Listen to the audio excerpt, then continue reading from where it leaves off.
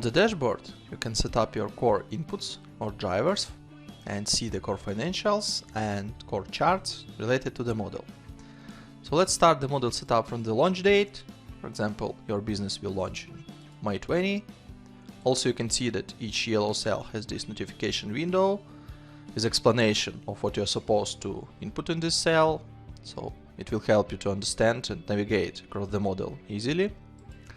So the next step is to set up your marketing budget and visitors assumptions. You have two options in the model, which is online marketing and offline marketing. If you don't need, for example, offline marketing, you can just clean these cells and you will have only online marketing in your model. If you need both, just adjust these assumptions as needed and it will drive your model. So let me show you how it works. For example, for online marketing, you can put annual marketing budget, for example, $100,000, and each next year it will be additional $20,000. The next step is to set up the cost per visit. It can be $1, 1.2, 1.4, 1.6 and 1.8 by years. The same idea for offline marketing, and as a result you can see the total visitors which you have by years. And the next step is to convert these visitors to new customers across the conversion rates across your sales funnel. So first of all, you have conversion rates from visitors to sales opportunities. Let's pretend this is 50%, for example. It can be changed by years as well. 52, 54, 56, 58. So 67,000 of visitors will be converted to 33.9 thousands of sales opportunities in 2020. The next step is to convert your sales opportunities to engaged opportunities. Let's pretend this is 20% and it can be equal across all the years. So 20% from 32.9 thousands of sales opportunities, this is 6.8 roughly engaged opportunities. And you can see this is also changeable by years. The next step is to convert your engaged opportunities to new customers. This is the final step of your sales funnel within the model. So you can put 10%, for example, 11, 12, 13 and 14. So 10% from 6.8 thousands of engaged opportunities will give you 679 new customers for the 2020. So after you will set up everything, revenue, expenses, COGS, wages and all other assumptions, you may review your core financials and review your revenue breakdown by services or products, your profitability, which includes revenue, EBITDA and EBITDA percentage, the cash flow chart by years and the cumulative cash flow also by years.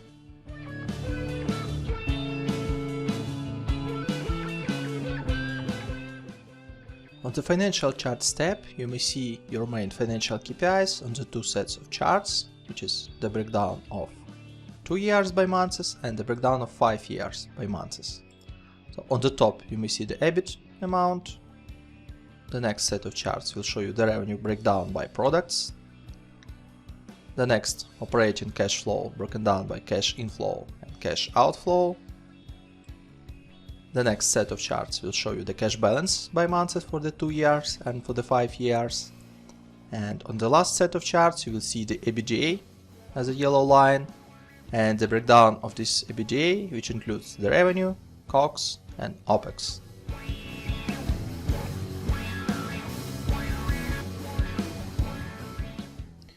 On the operational charts tab, you may see your main operational metrics for the 2 years broken down by months and for the 5 years broken down by months as well. So on the first set of charts, you may see the new customers breakdown by your services or products, also for 2 years by months and for the 5 years by month.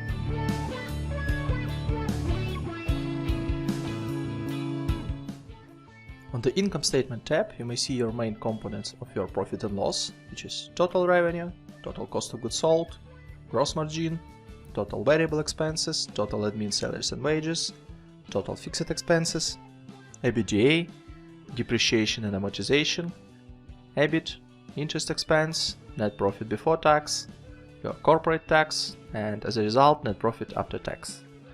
Please note that each category has its own subcategories, so you may click on this plus button and see the detailization, for example, for fixed expenses, or for variable expenses, or for example for the revenue. On the cash flow statement, you may see your cash flow broken down by cash flow from operating activities, cash flow from investing activities, and cash flow from financing activities.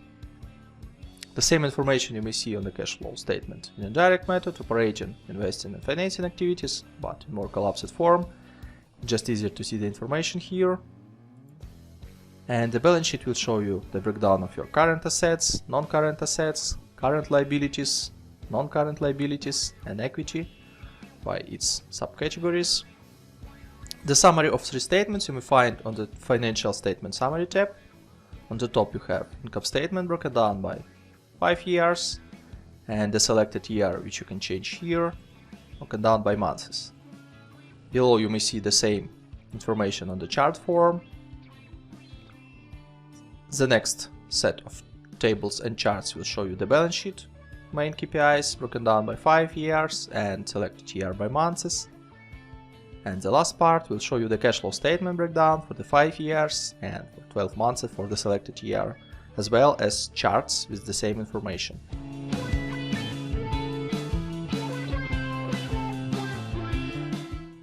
On the Benchmark KPIs tab, you may see 5 industry-specific benchmarks, and you may see the comparison of these benchmarks with what is calculated in your model.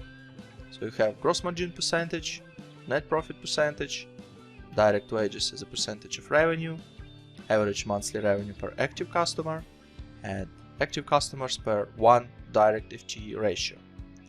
All these yellow cells are changeable. For example, you know that gross margin percentage for your industry, for your country is 65%. You may see this is changed on this chart immediately. And to the right of these yellow cells, you may see the values calculated by the model based on assumptions which you set on revenue, expenses, COGS, and all other assumption steps. On the graphical form, you may see also comparison of gross margin calculated by the model, which is blue, and industry gross margin, which is orange. The same net profit, direct wages as a percentage of revenue, average monthly revenue per active customer, and active customers per 1 direct FTE.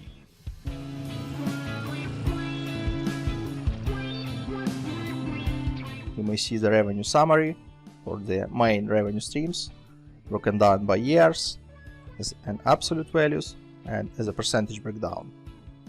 The same information is reported in here on the charts. Also, you are able to select specific year and to see the monthly run rate and revenue depth for these revenue streams. On the bottom of top revenue report, you may see the revenue bridge, and you may see the total revenue for the starting year and for the ending year, which you may play using these setups, and you may see the factors of growth of this revenue broken down by revenue streams.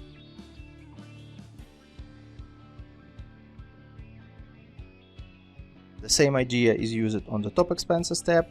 You may see top 4 expenses streams and all other expenses collapsed in one line. Also, this is broken down by absolute values and percentage breakdown. The same information you may find on the charts. Also expenses depths, monthly run rate, visibility to change the year, and expenses bridge, these factors of expenses growth from one year to another year.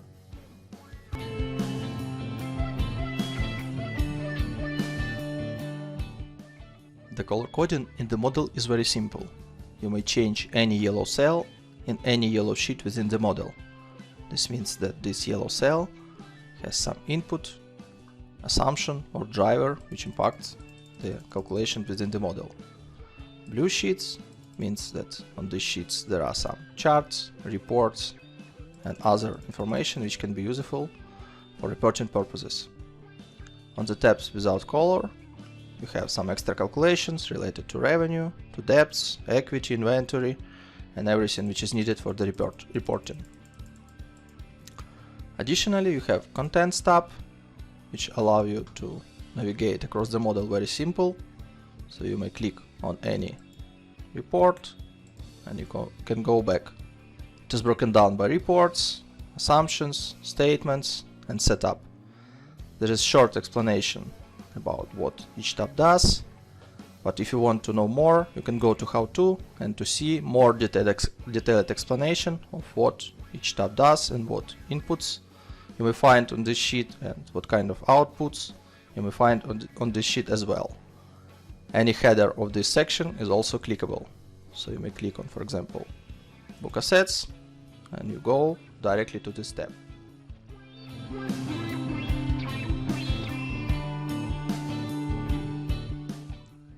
On the Revenue tab, you may set up the main revenue assumptions for the model. So let me show you how it works.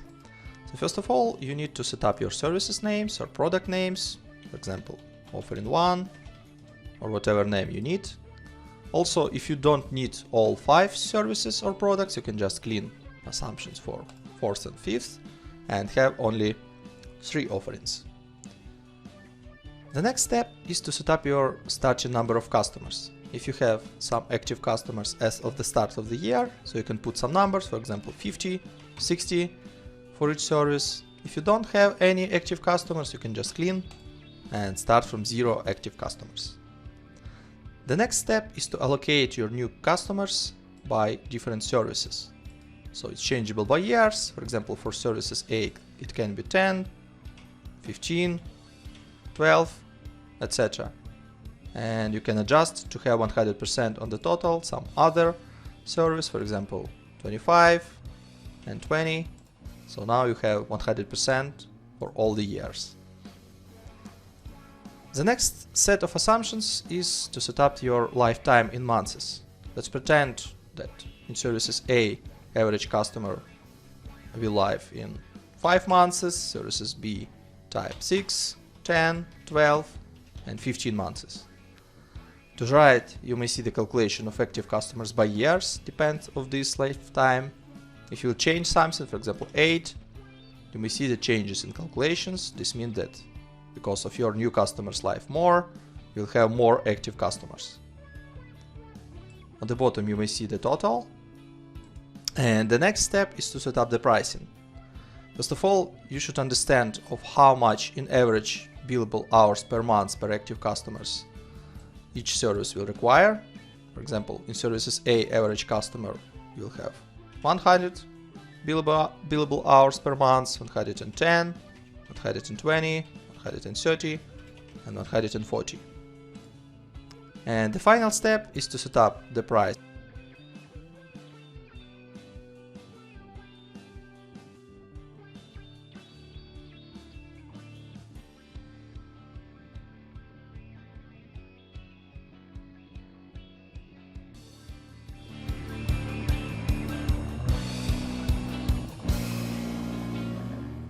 On the Seasonality tab, you may see the setup of marketing expenses, seasonality assumptions across the year by months.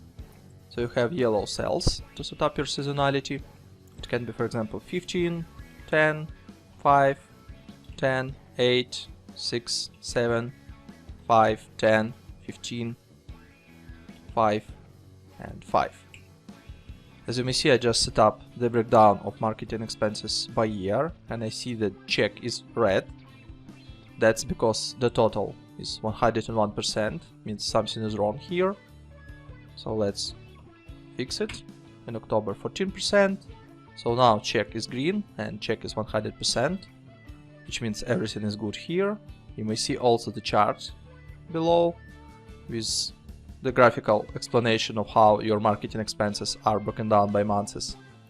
If you don't really need the seasonality for marketing expenses, you can just put 1 divided by 12, copy this across all the months, and you will see that your marketing expenses now is flat. So no changes across the months, just equal amounts each month.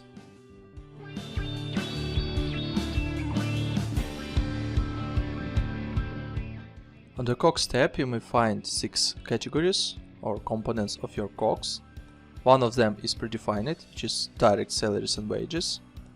I'll explain a bit later how to drive this on the direct wages tab. Other 5 categories are available, so you can change the names. I don't know, for example, hosting.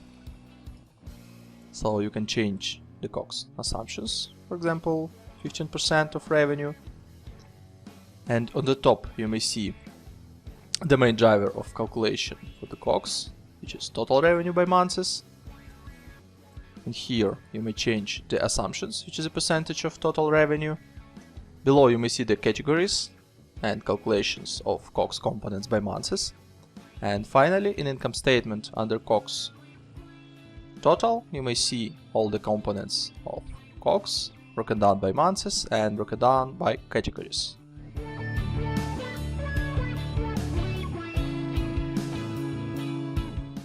On the direct wages tab, you have 19 categories to set up your direct headcount.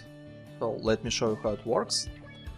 First of all, you have 4 different subcategories, and let's go one by one.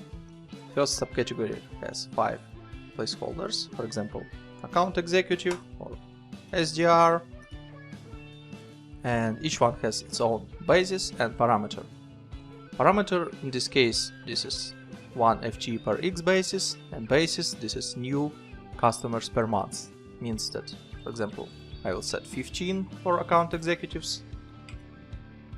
Each 15 new customers within service A by month will require 1 additional FTE. The calculation of number of this headcount you may see here. This is by years. Also, you can set up the annual salary per FTE, for example, $25,000. The annual salary rise, for example, 5%, 4, 3, 2. Average monthly bonus per headcount, 10. And payroll tax rate, 12%. If you don't need them, you can just clean this or both. Below you may see the calculation of your annual salary depends on base annual salary and annual salary gross or raise. Below you may see the calculation of headcount by months for these categories, monthly base salaries by categories by months, monthly bonus, and payroll taxes also by categories and by months. The next section consists of different bases, which is active customers, for example, customer success. So it can be per each 20 active customers, you'll have 1 new FTE or headcount. The same annual salary growth if it's needed, monthly bonus, and tax rate.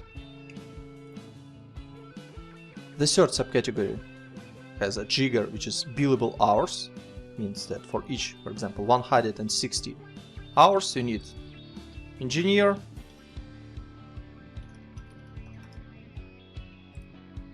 so if you have 320 billable hours, you will need 2 engineers, obviously. The same idea of annual salary, salary growth, monthly bonus, and payroll tax rate. And in the last section, you can just set up manually, for example, manager, with hire date, for example, March. Fire date can be the end of the model or some specific date. Again, annual salary, 50,000. You need to input the average number of headcount. It can be 1 always, or you can hire, for example, in year 2 managers, then 3, 4, and 5. So below you may see the calculation. It is hired in March, as we set up March of the start date. Starting from January it's 2, then 3, and etc. And finally, in income statement, under COGS, you have direct salaries and wages, which is a total of bonuses, payroll tax.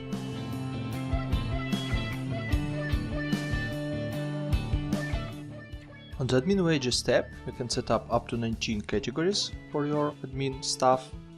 Let me show you how it works. For example, managers. This hire date starting, for example, from February 20 till the end of the model. You can adjust annual salary per 1 headcount. It can be, for example, $40,000. Then you should input number of admin employees. Let's pretend in the 2020 it will be 1, then 2, 3, 4, and 5. Also, you can input annual salary rise. So, for example, 3% of annual salary first year, for next, 5 and 6. Also, here you have setup for the monthly bonus, for example, 5% per month, and the payroll tax rate, for example, 12. Below you may see the calculation of annual salary, depends on the annual salary for the base year and for the annual salary rise. Also here you can see the calculation of number of headcounts. It starts in February because we set up February start of hire. Here you can have monthly base salaries, monthly bonus calculation, and monthly base taxes, which is payroll taxes. And under income statement you have total admin salaries and wages section, where you may see the breakdown of all your headcounts categories and the breakdown the values by months.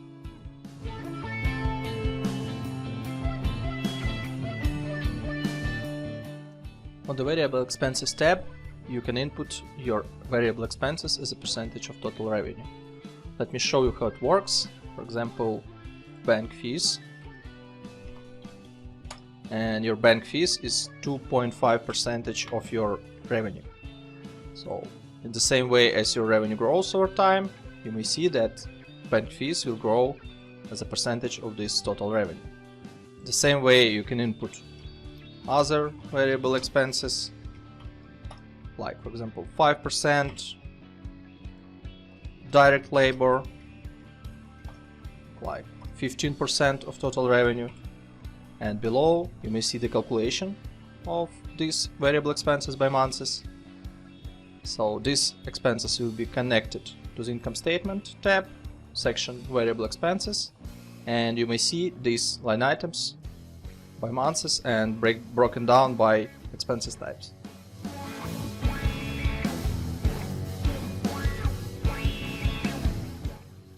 On the fixed expenses tab, you may input up to 15 line items for your fixed expenses. Let me show you how it works. For example, you have utilities. You will start pay starting from March 20 till the end of the model, which is December 24. You may see it here. Let's pretend periodicity will be daily with amount of $50 per day. So you may see these amounts in here. It is calculated based on count of days within this month. So obviously in March 20 you have 31 days. That's why you will have 1550. In April you have 30 days. This means this will be $1500. Also you have ability to input some growth rate year over year. Once you input this growth rate, you will see that your utilities will grow year over year. Let me give you a couple of other expenses types. For example, advertising. Let it start in March and finish in August 24. This will be on weekly basis with amount of $100 without any growth. So starting from March till August 24, you have $400 per month, which is 4 weekly payments each month. And that's it. Another option is bi-weekly, for example, $500. You can start from July, for example, and you will have 2 payments, which is 2 bi-weekly payments within the month. $500 multiplied by 2, you have $1000 per month. Again, you can input some growth rate and you will see that your advertising expenses will grow year over year till the August 24, which is the last date of this expense type. Another option, office setup, which can be one-time payment, which will happen in February 20 with amount of $5000. Obviously you should not input any growth rates because this is just one-time fee, and you may see that office setup will happen in February 20 with this amount. Another option, insurance. let it be start from January 20 till the end of the model, and it can happen monthly with $1,000 per month, with 5% of growth first year, 3% of growth second year, 2% of growth third, and 1% year number 4.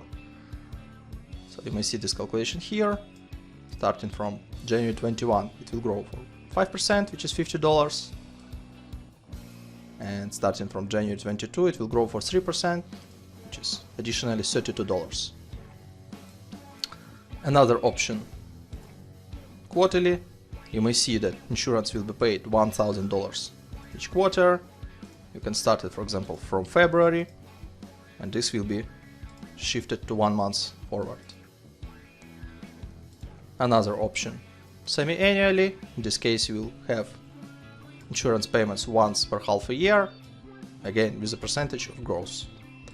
And the last option is annual payments or yearly payments. You'll pay one time per 12 months, starting from February till December 24. For each expense type, you can use growth rate, and the calculation you may see in here. Also, in income statement, you may find total fixed expenses group. If you will ungroup this section, you can see these amounts broken down by months and by fixed expenses line items.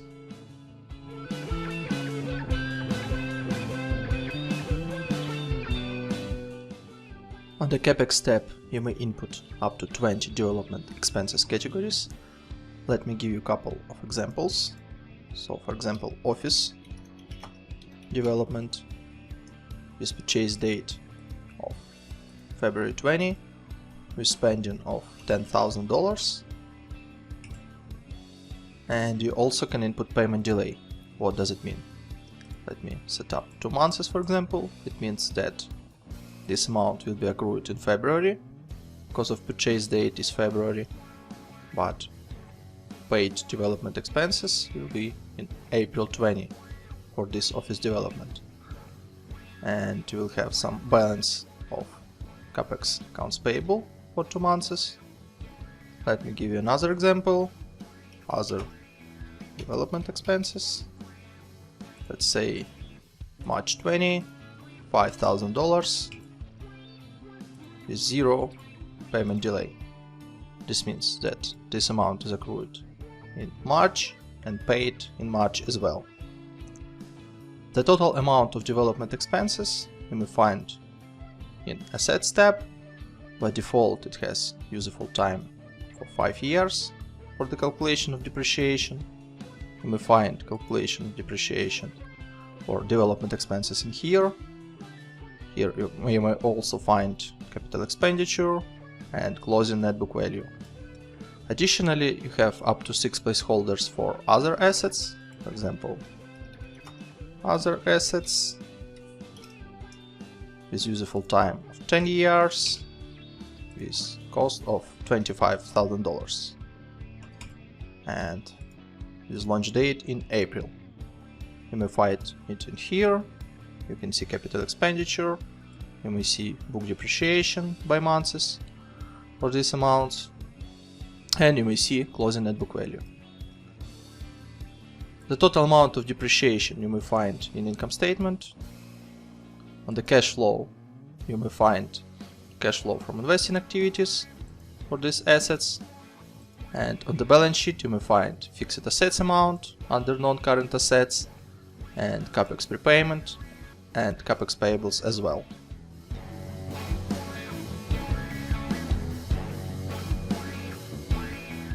On the capitalization table, you can input different founders and investors' contributions, broken down by different dates of funding, with different cost of share for each series, and you can see the dilution of shares after each round, and pre-money total equity and post-money total equity.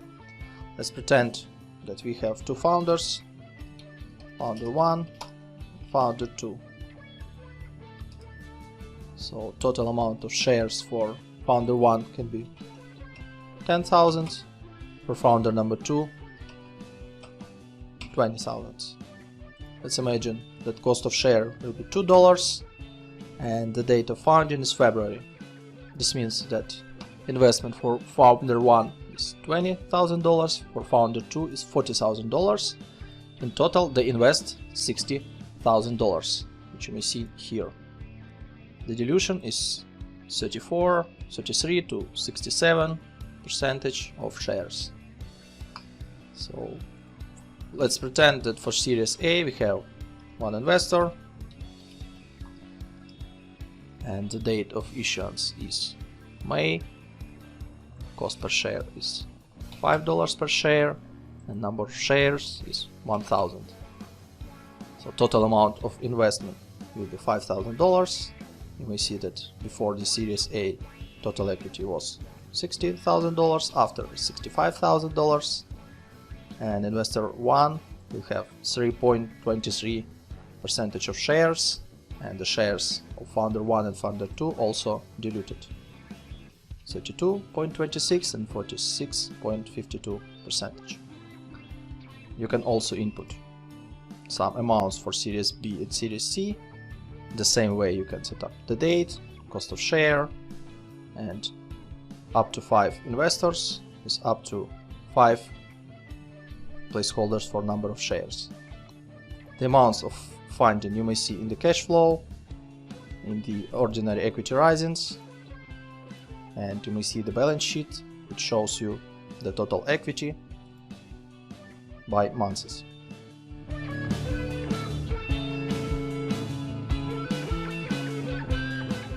Also on the top of the dashboard we have debt assumptions. Let me show you how it works. So for each debt you are able to select the debt type. There are 2 debt types in the model, which is annuity and usual. Annuity means that each monthly payment, which consists your debt repayment plus interest expenses, will be equal each month. In case if you will select usual, your main debt repayments will be equal parts and interest will be just interest on the debt's closing balance. Let me give you an example how it works. So you may input an amount of the debt, the launch date, term will be 60 months, and interest can be 5%. You may also input the grant, which is just simple amount, which is paid in some specific months, and that's it. No repayments, no terms in terms of interest. So all the calculations of the debts you may see on the capital tab. Calculations for the debt number 1, debt number 2, debt number 3, total debts with grants. These calculations impacts income statement, interest expenses, the cash flow, interest paid, debt drawdowns, debt repayments, and on the balance sheet you have the debt closing balance.